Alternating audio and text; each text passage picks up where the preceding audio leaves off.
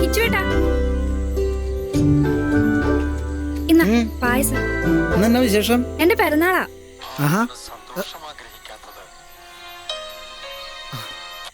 Hello Ann Maria.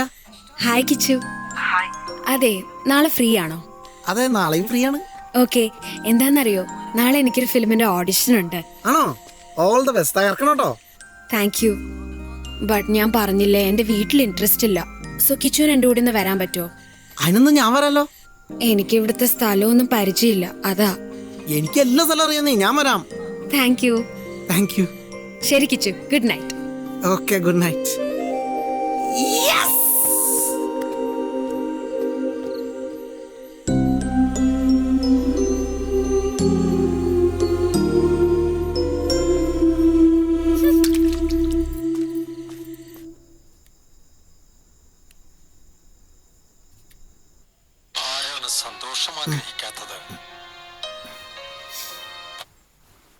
Hello, പറ.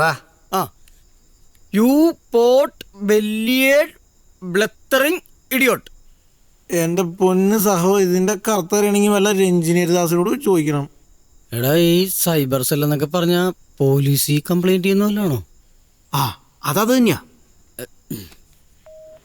Hello, നന്നായുള്ളൂ. എവിടെയാ അവള്? കാണാനില്ലല്ലോ. എന്നാ പോക്കട പോണേ. എടാ ദാസ, ഏതാ അലവലാതി? അതാ ജോർജേട്ടന്റെ മോനെ. ഇന്നവന്റെ ശവടക്കിന് വേണ്ടി വരുമല്ലോ. ഏത് ജോർജേട്ടൻ? ആ സെമിത്തേരുടെ അടുത്ത് വീടുള്ള. സെമിത്തേരി അടുത്തുണ്ടെന്നുള്ള അഹങ്കാരാ ചെറുക്കന്. എടാ, നീ പോവാൻ നോക്ക്. സഹോ, നീ ഇങ്ങടെ ഉണ്ടായിരുന്നെങ്കിൽ എനിക്കൊരു ധൈര്യമായിരുന്നു. പിന്നെ എന്നിട്ട് വേണം ഞാൻ കട്ട പോസ്റ്റ് ആകാൻ. എടാ, ഒരാണും പെണ്ണും തമ്മിൽ പ്രേമത്തിലാകാൻ ഇതുപോലൊരു യാത്ര ബെസ്റ്റാ. എന്നാ പോവാൻ വണ്ടി കാശാ. ആര്? ഞാനാ? എവിടെ നിന്ന് എടുത്ത് വരാൻ? എടാ, നിന്റെ കൂടെ തേരാപ്പാര ഓടണല്ലത് ഈ ഓട്ടം പോയിട്ട് എത്ര കാലം എന്നറിയാമോ? ഒരു 100 നോട്ടുണ്ട് കാലം മറന്നു. ചേട്ടാ, ഒരു 1000 രൂപ ചേഞ്ച് തരൂ.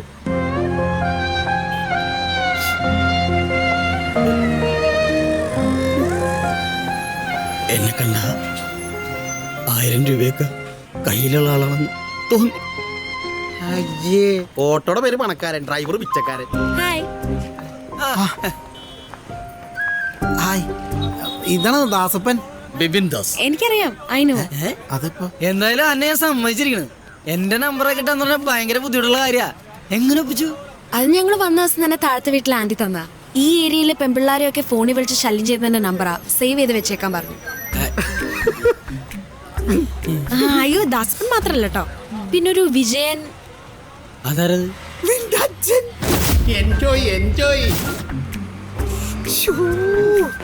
അപ്പൊ ഹാപ്പി ജേണിയെ. And all the best. Thank you. ഞാൻ വെരി ഹോട്ട്. കിച്ചു ഇവിടെ ഇരിക്കാൻ സീറ്റിലല്ലോ.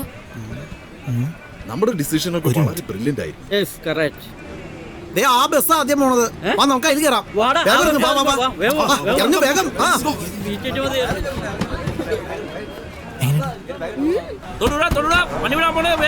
അമ്മനെ കണ്ടു കഴിഞ്ഞപ്പോ തന്നെ പൊട്ടന്മാരാ വിദ്യകളാന്നുള്ള സംഭവം എനിക്ക് മനസ്സിലായി.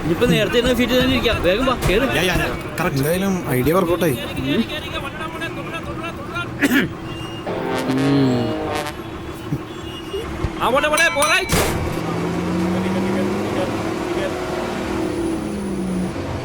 നല്ല ഫോട്ടോ അല്ലേ? കിച്ചുവിന് ഇഷ്ടപ്പെട്ട നടി ഏതാ? മോനിഷനെ ഭയങ്കര ഇഷ്ടാ. മോനിഷ ഇഷ്ടപ്പെടാൻ എന്താ കാര്യം? മോനിഷയ്ക്ക് എൻ്റെ അമ്മയുടെ ഒരു ചായ ഉണ്ട്, ഒരുപാട് ഇഷ്ടാ.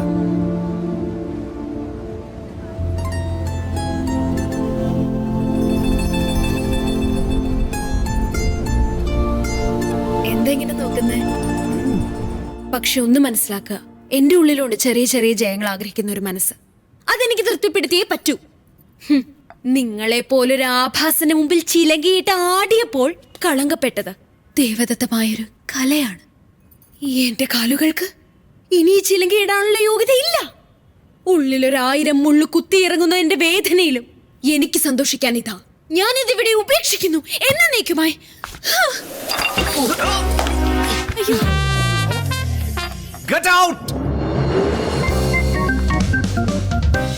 ഞാൻ എന്നിട്ട് പെർഫോം ചെയ്ത പിന്നെ അവർ ചുമ്മാ ഓരോ കുറ്റം ഉണ്ടാക്കി പറയുക.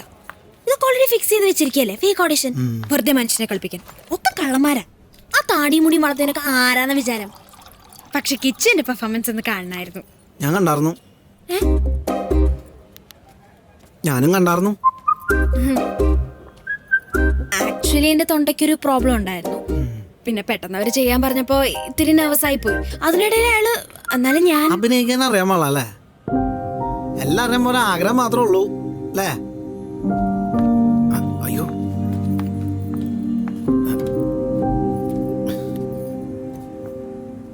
സങ്കടാവാൻ വേണ്ടി പറഞ്ഞല്ലോ കേട്ടോ. ആദ്യമൊക്കെ ആവുമ്പോ എല്ലാരും ഇങ്ങനെ തന്നെയാ. സാരമില്ല, അതൊക്കെ ശരിയായിക്കോളൂ. ശരി. അതേ, എന്നായാലും പ്രിയദർശൻ സാറോടൊക്കെ തന്നെ പരിചയപ്പെടുത്താത്ത എന്റെ ഭാഗ്യം.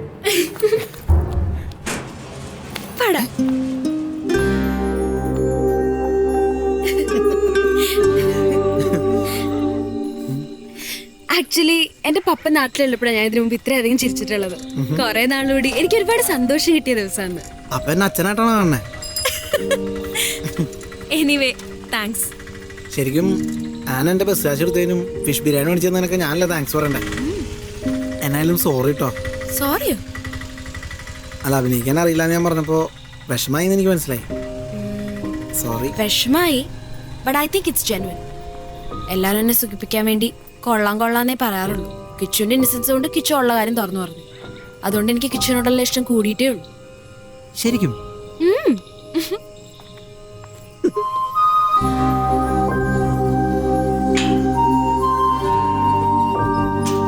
Okay, by.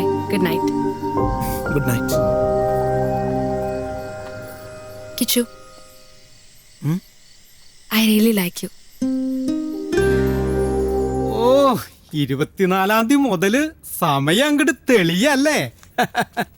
ഞങ്ങൾക്കൊക്കെ ഒരു ചെലവ് ചെയ്തിട്ട് വേണം കേട്ടോ തുടങ്ങാൻ. അതാണ് അതിന്റെ ഒരു കുരുത്തം. അതൊക്കെ നമുക്ക് ചെയ്യാന്നേ.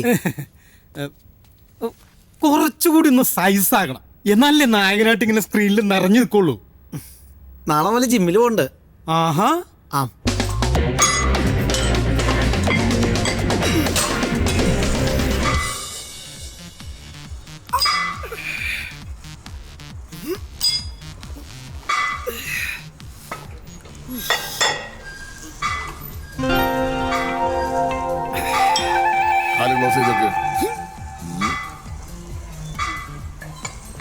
കിച്ചു, നിന്റെ അഭിനയൊക്കെ സിനിമയിൽ മതി.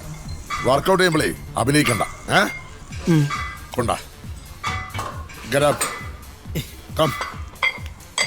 ചിലർക്കൊക്കെ ഒരു വിചാരമുണ്ട്, ഈ ജിമ്മിലെ ആശാന്മാരിൽ 99% മണ്ടന്മാരാണ്. അപ്പോഴും 1% നല്ല ബുദ്ധിയുള്ളവരാ. ഞാൻ ആ കൂട്ടത്തിൽപ്പെട്ടതാ. അതുകൊണ്ട് എന്റെ അടുത്ത് വേഷം കെട്ട് വേണ്ട, പോയി വെയിറ്റഡ്. ആശാന്റെ കഴിക്കാൻ പറ്റിയതാ. ഇത് ചില്ല് ഗ്ലാസ് ചായ കുടിച്ചിട്ട് ഡിസ്പോസൽ ഗ്ലാസ് എന്ന് വിചാരിച്ച് ഞെരിച്ച് കളഞ്ഞതാ. കീറിപ്പോയി. അപ്പൊ 100%? Yes yes.